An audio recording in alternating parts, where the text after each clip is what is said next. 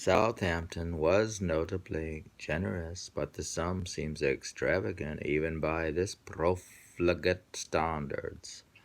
There is no indication that Shakespeare ever possessed or invested so large an amount of money at any one time. In fact, quote, £1,000, unquote, is a conventionally hyperbolic expression used by Shakespeare himself. It is the sum Falstaff believes that he will receive after Hall's coronation. We may conjecture a figure near £50 or £100. The young Earl may have rewarded the author of Lucrece and Venus and Adonis with this more modest sum. There is another intriguing connection between the Rape of Lucretia and a notable family. It has been suggested that the poem was conceived and written under the auspices, or at least under the influence, of Mary Herbert, Countess of Brambleton. She was the sister of Sir Philip Sidney and had, in direct tribute, cultivated her brother's own literary ideals within her circle. She completed his poetic rendering of the Psalms and was herself a notable translator. She had also created an informal network of literary patronage.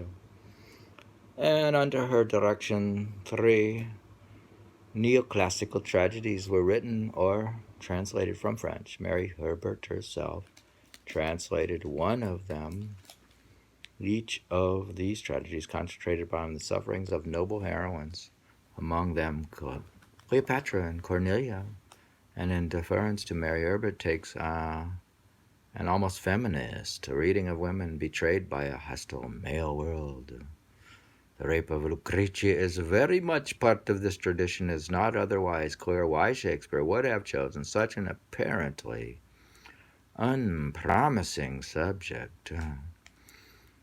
Samuel Daniel wrote a poem, The Complaint of Rosamund, dedicated to the Countess of Pembroke. This poem also expresses the sorrows of a suffering woman.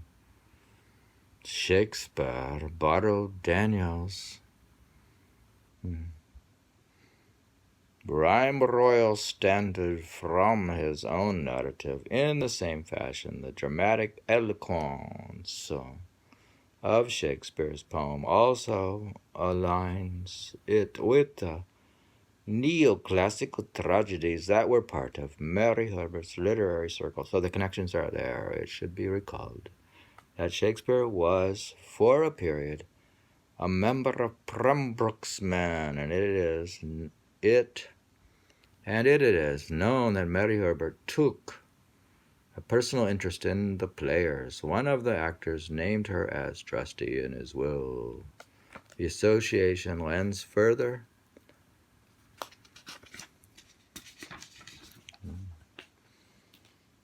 significance to Shakespeare's early sonnets, which may have been commissioned by Mary Herbert.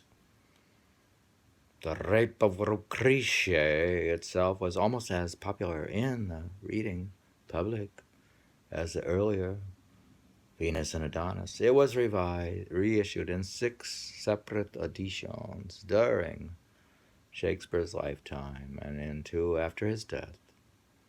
In the year of its publication, it is mentioned in several poems and elegies. A university play of the period exclaims, quote, "He loves not Adon's love, or Lucrece's rape," unquote. A reference to William Coble's Badamantia claims Lucretia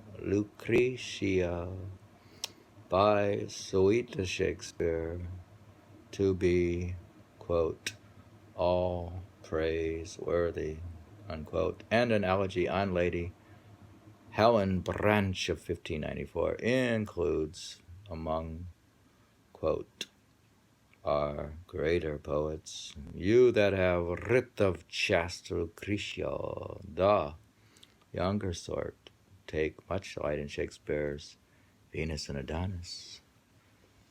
Gabriel Harvey wrote, quote, but his Lucrece, unquote, is considered, quote, to please the wiser sort. Do you think only the wiser sort would like it? It's Greek, isn't it? In poetic anthologies of the period, it was extensively quoted, and in England's Parnassus of 1600, for example, no fewer than 39 passages were extracted for the delectation of the readers. This in turn raises an interesting, if unanswerable question. Why, at the age of 30, did Shakespeare effectively give up his career as a poet and turn back to playwriting?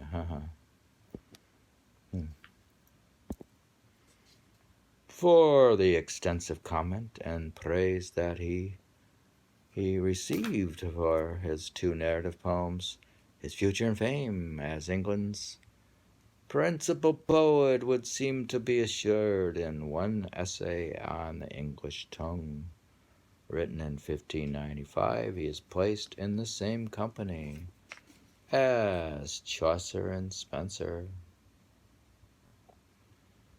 But he chose another path. Perhaps he considered that his life with the Lord Chamberlain's men offered him financial security away from the perilous world of private patronage. In this, his judgment proved to be correct. As Johnson wrote in the Poet Taster,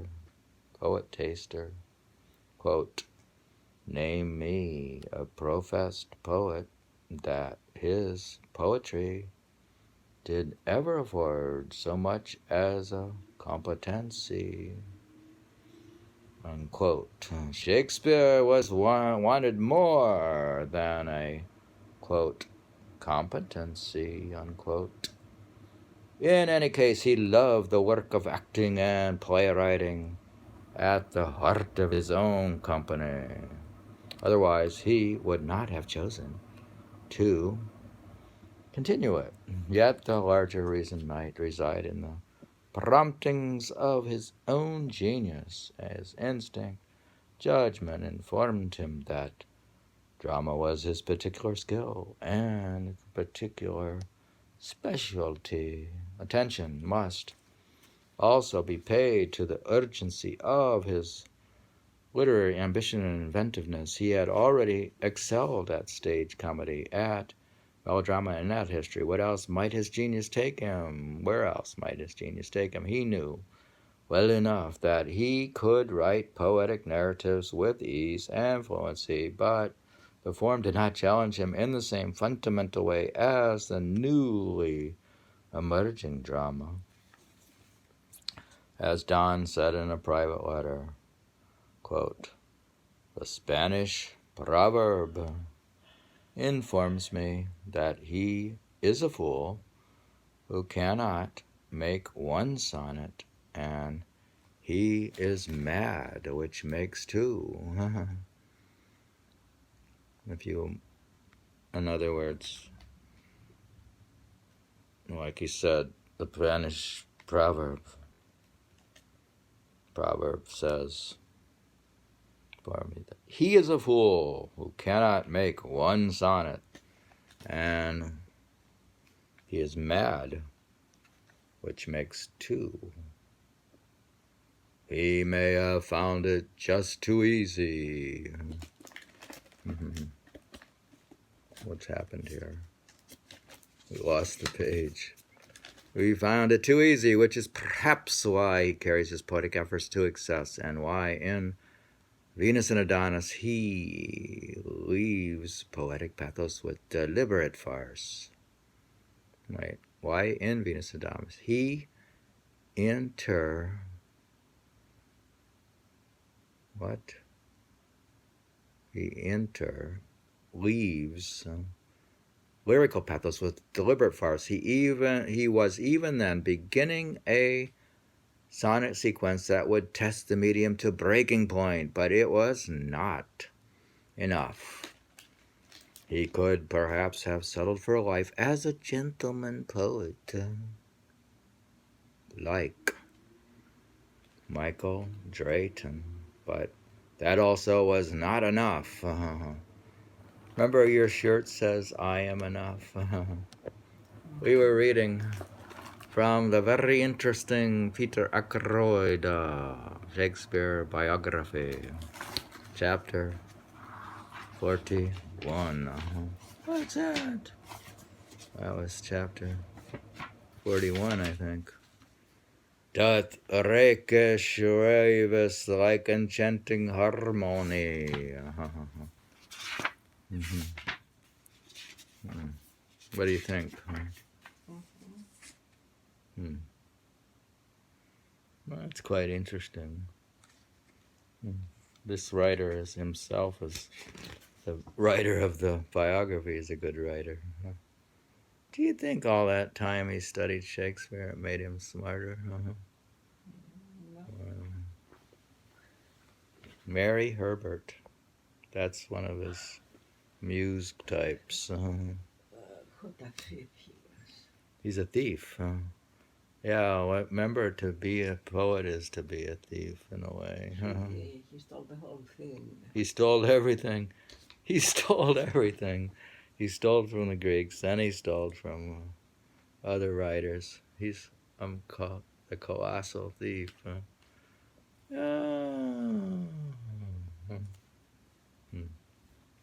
Who's that character? Look at this guy.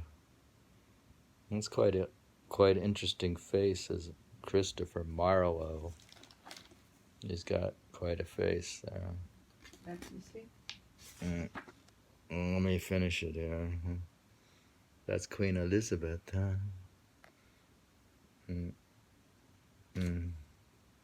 What's that one? The Guild Chapel in Stratford today. You can go to the Guild Stratford and Chapel in Stratford today. As a small child, Shakespeare would have learned with the aid of a horn book and printed here the vowels and symbols of the Lord's Prayer. And this here is the gloves. Remember, his father was a glover, but fancy gloves. Look at that glove. It's not just a glove. Those are very fancy gloves. I was reading from chapter 41 of Shakespeare. We shook it up pretty good.